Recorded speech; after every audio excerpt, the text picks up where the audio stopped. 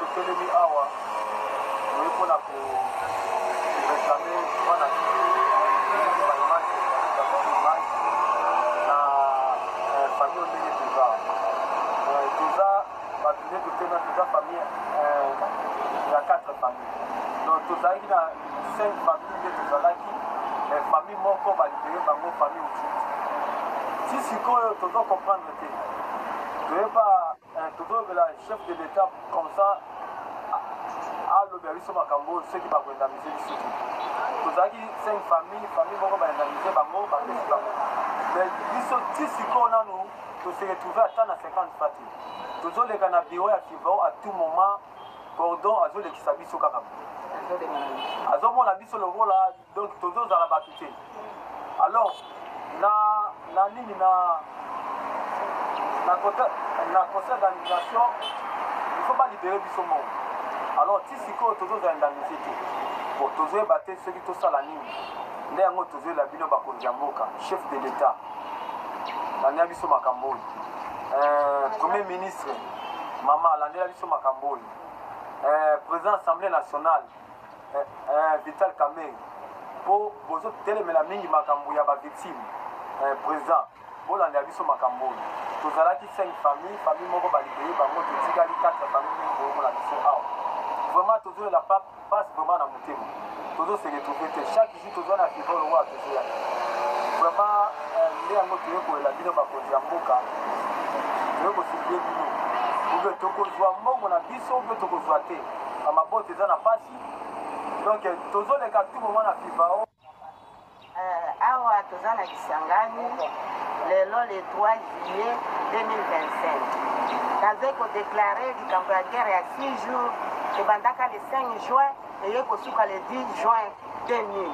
bombe ekweyaka na ndako na ngai na Kitenge apres clôture ya ekole ya IFC 8 personnes bakufi famille Kitenge 8 personnes bakufi 9e azalaki na Libopo mwasi na leki azalaki na Zeni ti lelo boye bauganda batindaki mbongo mpo bapesa biso bato tokufelaki bato ti lelo bato na biso bakufaki ata sanfa balingi kopesa biso te milimo mpe na bato wana soki bakozongisela biso mpo bazonga lisusu anvi mokonzi ya mboka nga nayebi te mpo mbongo wana esi eyei mbongo na molimo na mutu ekoki te mwa mbongo wana na milimo ya bato wana eloko nini balingaki kosala mpo na biso ekoki te lelo nakomi mobange bana na ngai nyonso bakufi na guerre wana boyebi yango 8 personnes bakufaki bosikoyo mbongo ye mpo bapesa ata biso mwa moke tolobaka na swahili mwa pole me bazolinga kofuta te ti lelo oyo toza le 3 juin na juillet 2025 tozozwa mbongo wana te ndango wana nazoloba boye papa mokonzi ya mboka naza na makasi te mpo nakoma na biro na yo mpo namona yo olobela ngai likambo oyo soki okokatela ngai likambo oyo ndenge nini na mbongo baugande batindaki mpo biso boye tokufelaki nazwa mbongo wana nakomona yo te papa naza ata na makoki te napusana pembeni na yo nde nazoloba awa bapatalelanga likambo oyo lelo ezali 25 mbongo eyei te lelo bazolinga kopesanga mbongo te ata po akota na biro kuna okutana ata na bango bakolinga ata napusana te bazotindika lokola eloko moko boye bima na bapolisier bazotindika kutu lobi batindiki biso na bapolisier bimawa na kati ya biro ya FIFA na Kisangani awa esika tozali bapatalelanga likambo oyo mama premier ministre talelanga likambo oyo mwaina mwana bino eza te bokatela ngai likambo oyo bazongisela ngai bana na ngai na bomoi mpo mbongo batindaki mpo bafuta mipe ya bibembe wana baboyi kopesa ngai bapesa ngai bana na ngai bazongisa bango na bomoi mpo bana wana bakosunga ngai na vi na ngai nakufela 8 personnes ndako mobimba tole eza te chevro eza te nzungu te sani te biloko nyonso ya ndako place ya kolala eza te ti lelo nazolala kaka kepa ya bandeko neti nazangaki ndako nazokende kana batami epai na ndeko oyo mwa mikolo mpe eleki nakenda batami epai na ndeko oyo na ndako na ngai mobimba ndenge eza lisusu te banda kaka mokolo ya bombe wana te lelo nazaka ntela place ekokuta ngai nalali papa mokonzi ya mboka talela ngai likambo oyo mwaye namona yo eza te baboyi kopesa ngai mbongo uganda batindaki mpona bato bakufaki baoya ngai bibembe baboyi kofuta yango lelo le 3 juillet 2025 na Kisangani baboyi toti kutu na biro kuna bazolinga koyamba biso te tozaka pembeni na biro yango ya friva lokwa toza awa boye talaka ndenge tobatami balinga ta tokotalaka toza koloba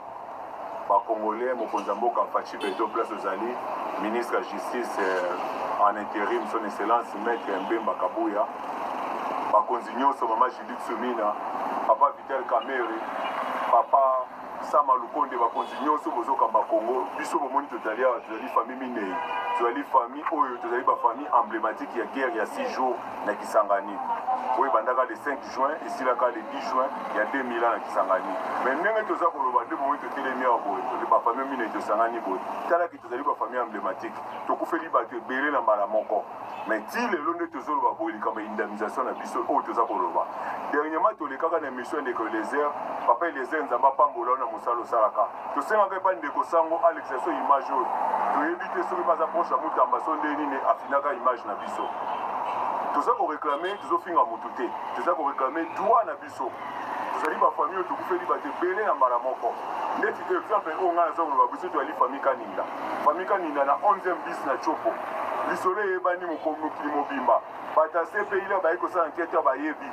coordonnateur baza na friva oye moko ayebi leka zwi bokonzi bazotambwisa bamemaki na famille ya petit bois bamemi eti epa na biso bazolakisa ke place oyo ndako ezalaka bombe ekweyaka bato bakufaka awa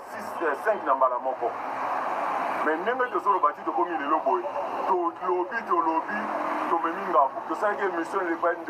sport totindi epa ndeko Lézer toréclame ekomelaki epa na biso bofingi ngai coordonnateur mamebelebele mais toza kokamwaki baza kolobaki bafuti plus de 10 000 victimes. Comment se fait-il qu'il y a plus de 10 000 victimes sans tenir compte de la famille qui va couper l'équipe à Tébélé? Ma famille va aller dans la victime, ma famille emblématique qui a guerre à 6 jours, 4 familles de Alia. Pour tout ça, ma famille mitano, ma famille au Tchoudi, on va payer déjà ceux qui fait 1000 $, ou à ceux qui a Bango. Mais puis, ma famille au Mine de Tikala, tu as la famille Kaninga, tu as la famille Kolembo, tu as la famille Outaleka, tu as la famille Yanorable Ikenga. Si siko yona nous tous à tel comment côté tous comprendre était mambelo kana mboko ya ngoto zo pas na président de la République pour yone mokonza mboka totala kiyo na bokebi nyonso le 1er juillet na Kinshasa ningo zo belikambia funéraire pour le beki likambo ba victime obike kani so ba victime il faut réparation nango za la base répartition base venir na bango parce que justice transitionnelle les autres ba makambo ba victime. Plusieurs artères de la capitale congolaise sont dans un état critique. Cependant, quelques efforts sont visibles sur certains chantiers. D'un coup, plusieurs travaux sont lancés à Kinshasa, mais certains avancent à pas de tortue. Malgré les travaux engagés sur Bokassa, une autre partie importante de cette artère est abandonnée. À son croisement avec l'avenue Croix-Rouge, les eaux débordent sur la chaussée, polluant l'environnement. Si les engins traversent avec toutes les difficultés qui en découlent, il n'en est pas de même pour le piéton qui doivent se débrouiller face à tout le risque. Il est impossible de distinguer si nous sommes en pleine saison sèche. L'image est celle de la saison de pluie. Des odeurs nauséabondes, de caniveaux bouchés. Devant le micro de la rédaction de Wosolo Télévision, les personnes rencontrées ont interpellé les autorités compétentes. C'est depuis le mois de février que nous avons curé cette avenue, précisément dans les parties comprises entre l'avenue Croix-Rouge. Juste au mois d'avril, avec les fortes pluies qui se sont abattues, tous les caniveaux ont été bouchés et voilà l'eau stagne sur la voie. Ils doivent donc le curer. Maintenant, Bokassa est complètement inondé. Ce n'est pas un problème compliqué. Il suffit seulement de curer et tout sera résolu. Avec les projets de 100 jours, à l'époque où Félix Tshisekedi est arrivé au pouvoir, l'avenir avait été faite en béton. Le problème qui demeure est celui du curage.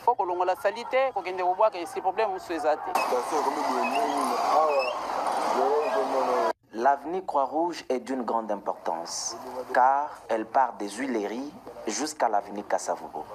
Voilà comment elle est aujourd'hui délabrée. Nous n'arrivons pas à comprendre comment les conducteurs qui empruntent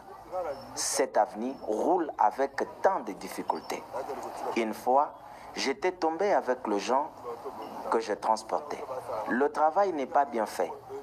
Qu'est-ce qui nous empêche de fournir un travail de qualité? Je pense même que les travaux qui se déroulent un peu plus loin, toujours à Bokassa, seront pareils.